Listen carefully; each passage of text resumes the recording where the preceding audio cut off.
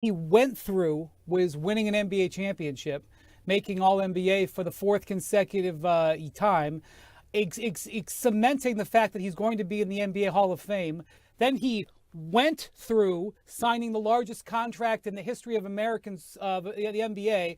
Then he went through winning a gold medal in the most competitive, tournaments ever. I have to be honest, I've been blessed to do the show for a very long time. That was one of my favorite moments on this show. That wasn't even all of it. You had to see Perk's face as well when Windy was getting on our guy. Well, Quentin Richardson said, not so fast. Listen up.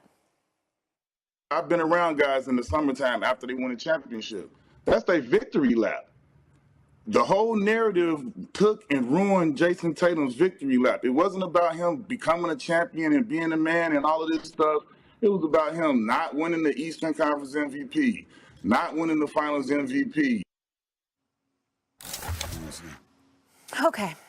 Stephen A., it's time for you to weigh in. Do you think Jason Tatum and Boston have been disrespected?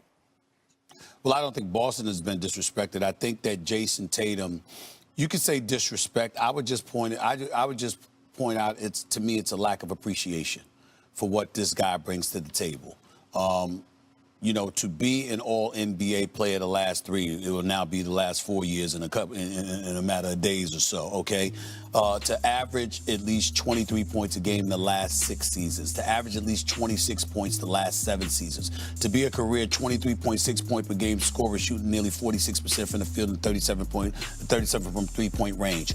All of those things are individual stats. Let me give you the cumulative stats from a team perspective, okay? He's a champion, okay? This is a guy and got drafted 3rd overall in 2017.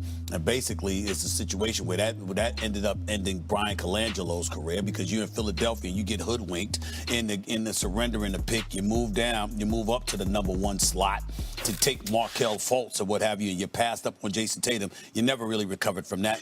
This Jason Tatum, who's been drafted in 2017, 5 Eastern Conference Finals appearances, 2 NBA Finals appearances, an NBA championship, okay, a Conference Finals MVP. When you think about, and has never missed the playoffs, this is who we're talking about here. By the way, did I bring up that he's a model citizen? Never gets in any kind of trouble, doesn't get bad press. I mean, nothing. The closest this guy has come to negative press was this past Olympics, when he was on the bench because Steve Kerr couldn't find it within himself to play this man over the course of 40 minutes. You and I have a disagreement about that, because my point is that it's a difference between not playing somebody and going up to an all-world player beforehand and telling them, I don't know if I'm going to be able to 5 minutes for you. I can never get over that. I cannot, and I think Steve Kerr's one of the top 6 coaches in the history of basketball. But that's how I feel about it.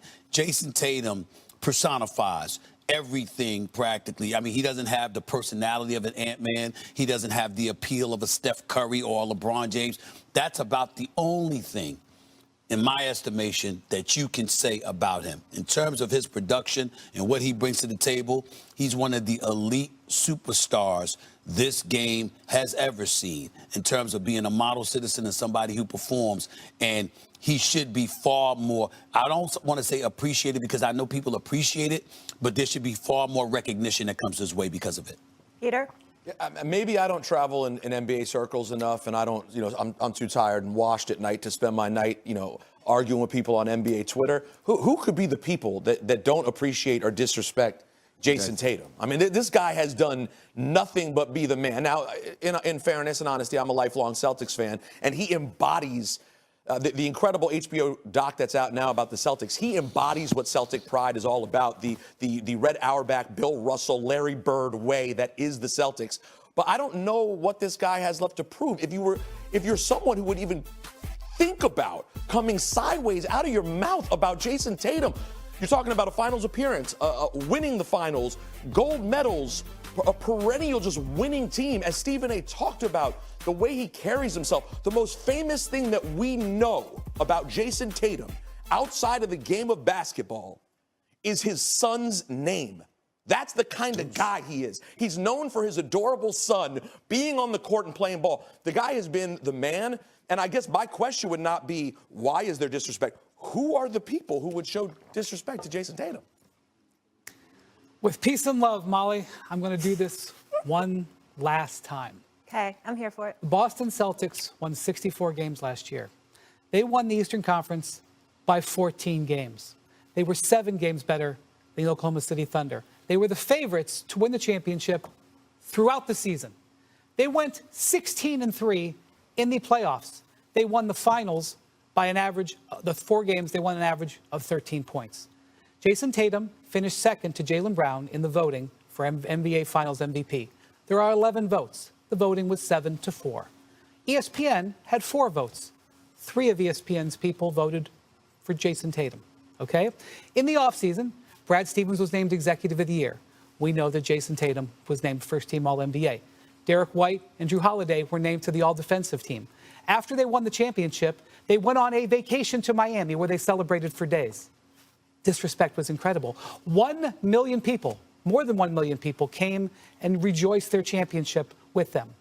In the summer of 2023 and the summer of 2024, the starting 5 of the Boston Celtics signed contract extensions totaling more than $900 million.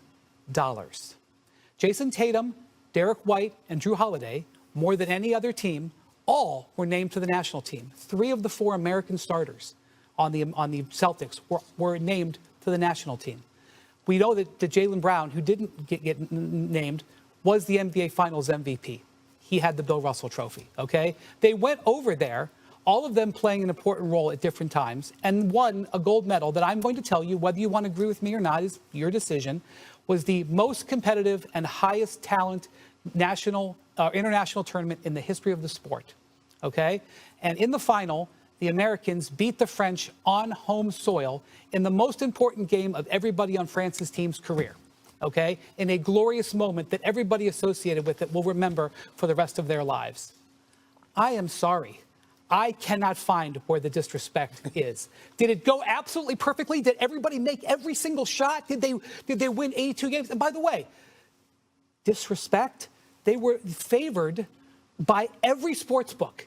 Everybody from the first day of the season till this day, even though the Thunder have been, and whatever you can find, maybe the Thunder are slightly heavy favorites because so many people have put money on the Celtics. Nobody doesn't think the Celtics are favored.